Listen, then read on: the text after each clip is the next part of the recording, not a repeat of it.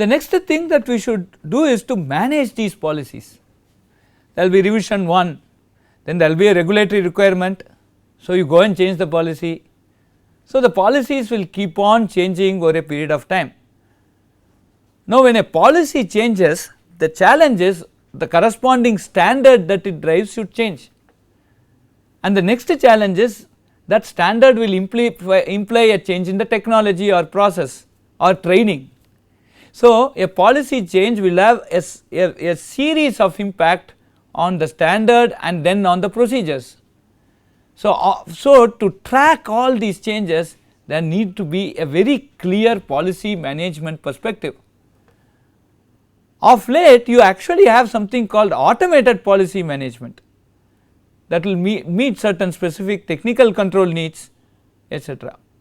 Now, so there is one complete technology involved, or some a very interesting computational problem involved of how to do version control of these policies, track changes, and we will talk about some of this. Not from it is not just for an information security course, but it is also for any software development course. So, lot of principles of software engineering are basically included to basically manage policy and basically revision controls. But from the information security point of view, what I would like you to understand is that a change in policy essentially implies a change in the standard, which in turn implies a change in the procedures and processes. A change in the policy will not have an instantaneous change in the standard, it will take some time for the standard to evolve to meet the policy, and then it will take many more months to get an implementation or a process which will adhere to that standard. So, from the date of change of policy, for its impact to reach the end, mainly percolate to standard and then percolate to the process and technology, it will take months. And so, all this needs to be tracked, and that is the big challenge. But one very important thing that we miss, right, many of us miss, and that becomes extremely important, is this one thumb rule which every organization should follow, which is called the clean desk policy. A clean desk policy stipulates that at the end of every business day, all classified information must be properly stored and secured. If it is just papers, you have to put it in a safety locker, but if you have an information asset which is not just paper, it is data, it is stored in magnetic medium, or these things should be backed up, and so that is one of the reason why there is something called end of day. What does end of day? Sure, from end of day is it has been done for long time, even before information security was defined. When banks existed, banks exist for 200 years now, they would have an end of day. But from a security perspective, it is just to say that all the transaction I did today, the maker and the checker have looked into it. That is what an end of day today assures you. That is itself a clean desk policy. The figure, just I have put a tentative photo there, which to demonstrate that it is not a clean desk. Right. Now, what we have done so far? We have done, till this module, we have done what we call as a security analysis. What does this security analysis do? The achievements of the security analysis is, it does a threat assessment and prioritizing these threats, which should come before what? Prioritize the inventory of your organization's information assets. This is more, so your classification of information is an example of priority. And then you have an evaluation of the current asset threat vulnerability environment. I have an asset, it has a threat, and how much exposed is this asset to the threat is what we call as the vulnerability.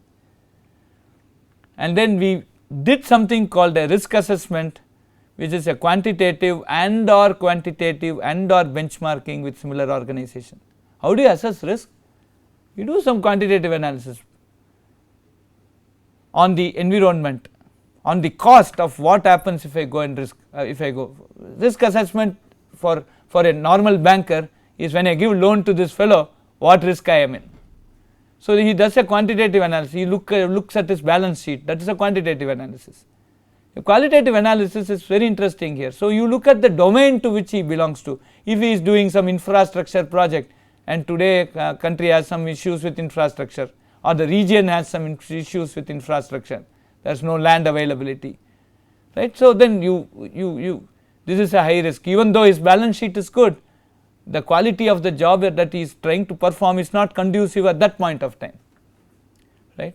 So, you do a quality, so but today maybe steel is going very fine. So, you go and do if you go and start funding projects in steel, and also you start benchmarking with similar organizations. Normally you see like if you look at the announcements or analysis that you do in risk management, how do your peers figure here. So if you just look at general risk management meetings in many organizations, this is how.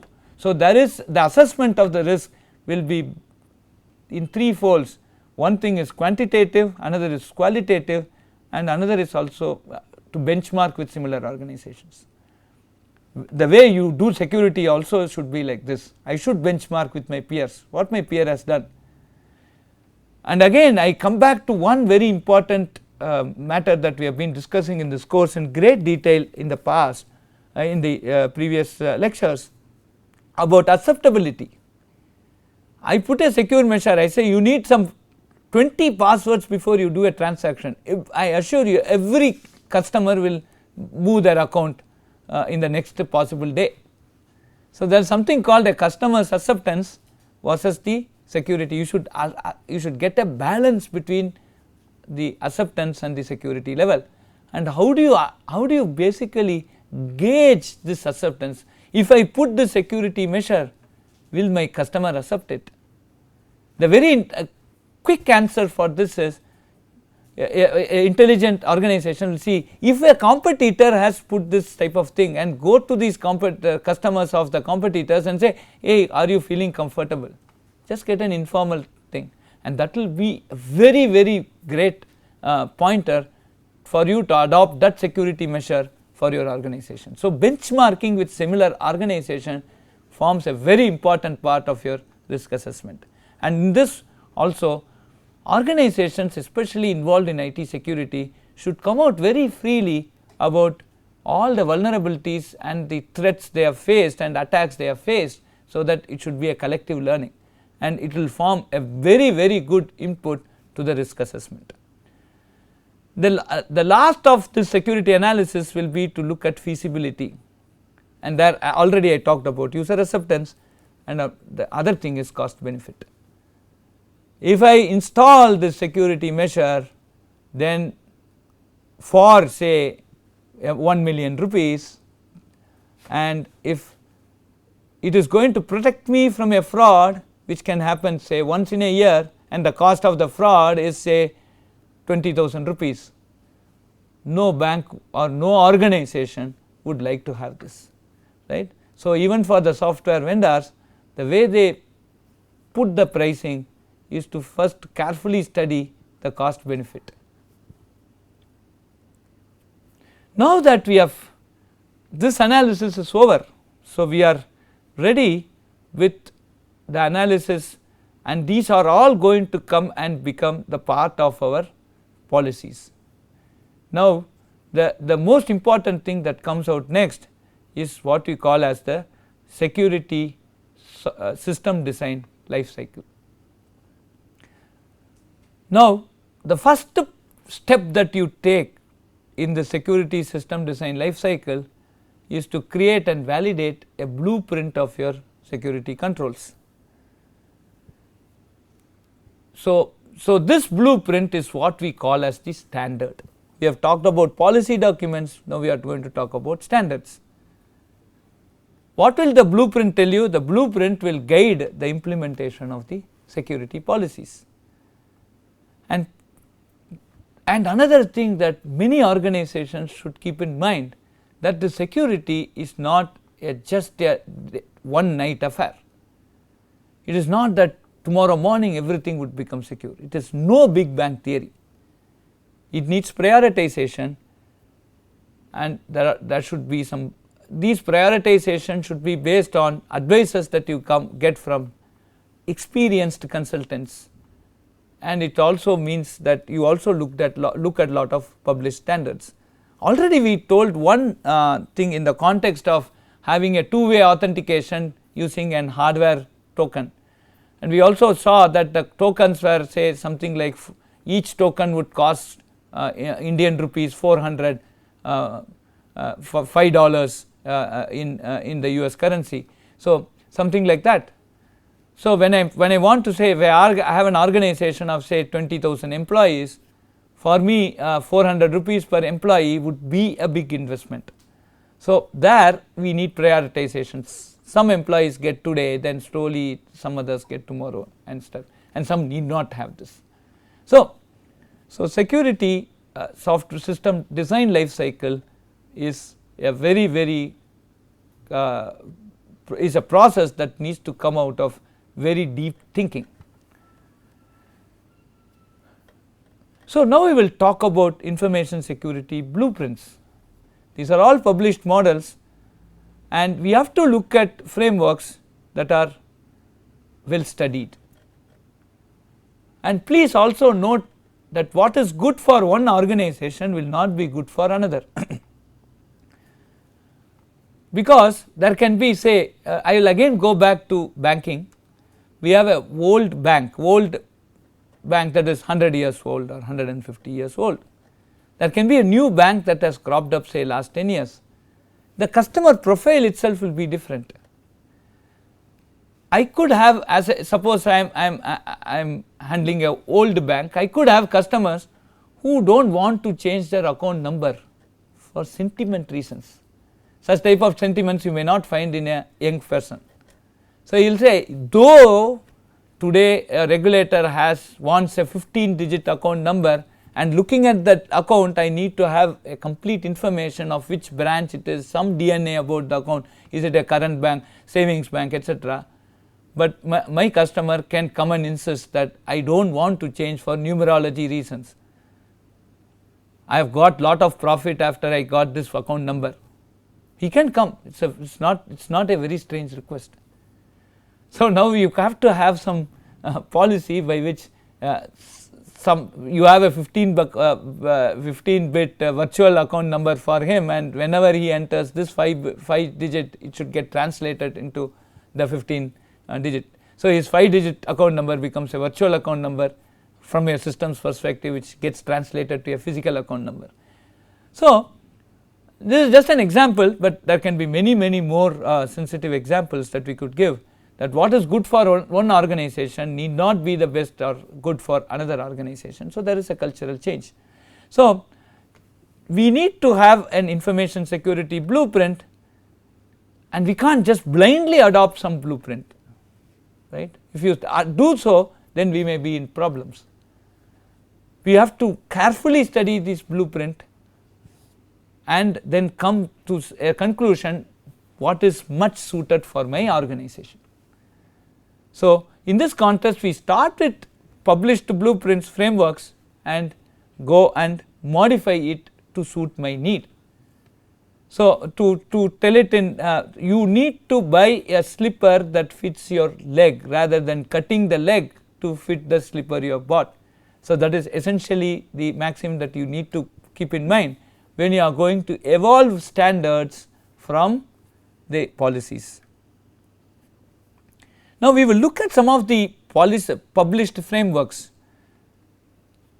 For example, the IETF security initiatives is a very interesting framework. IETF stands for Internet Engineering Task Force.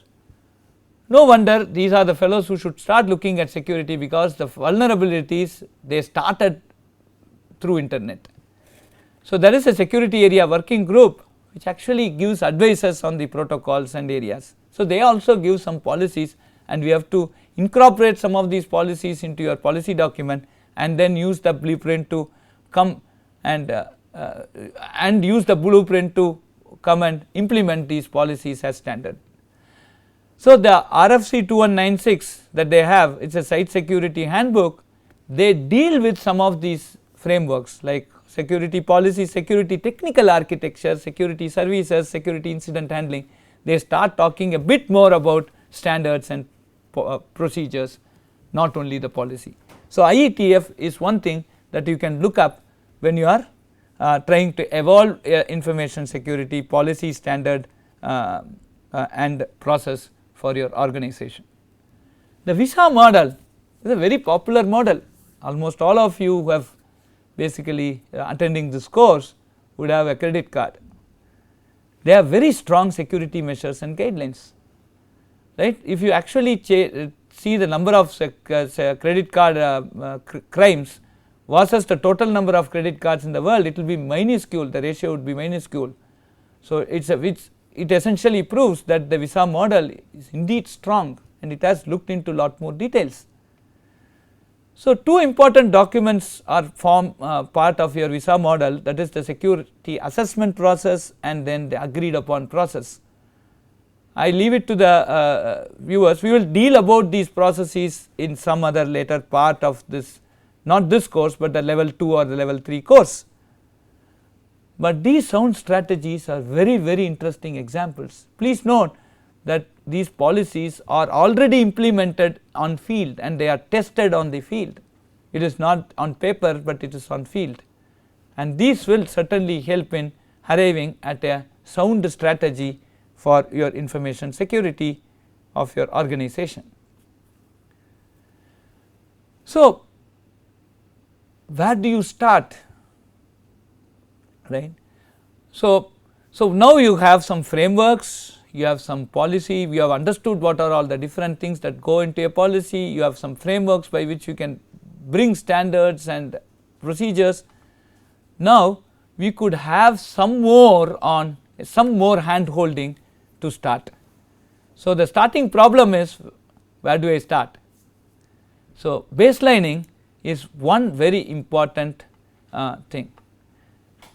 The website, the Federal Agency Security Practice, the FASP website, is a very interesting website for everyone to look at, and this can basically guide you on the first statements that you can put on your policies and then your standards and then your procedures. So they give you specific examples of key policies, planning documents, implementation strategies for key technologies, and even things like hiring key security personnel. Note, information security is not just technology, it is people, process and technology.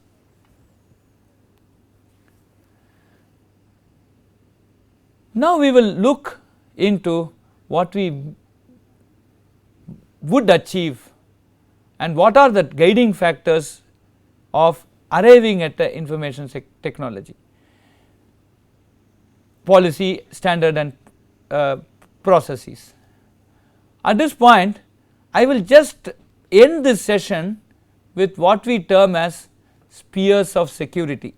We will continue more about this in the next session, but before I end, let me tell you that the spheres of security has the most important stuff, the nucleus, which is the information, and around that you have people who directly access this information. Those are the internal people to your organizations. So we go back to our people, process, technology. The people are very important, that is what the spheres of security tell you. On the other hand, we have methodologies which give people an indirect access to the information, namely through your internet, your networks and the systems. So there are people who have direct access to your information, and they are basically the custodians of your data.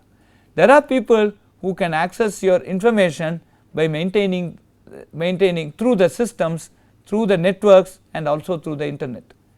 Systems are people who maintain they are also custodians who have direct access to the systems. There will be people who can access the systems to your network. For example, if you take a bank, people sitting on the branches, they come to the access the information to the network, internal local network, and then to the system, then to the database. Then there are external customers of your bank who do internet banking, who come through the internet into your network, then into your system, then into your information. So when I look at arriving at an information security policy, I should look at all these peers, people who actually maintain the data, the custodians of the data, people who actually does some operations like backup etc., who have direct and indirect access to your database through systems. Then the users within your organization, your employees who access this information from the network, through the LAN, through the systems, then to the database, and then your external customers who access your information through the internet, through your local network within the data center, then into your system, your application server, then to the database. So we will look more about these pairs of security in the next session.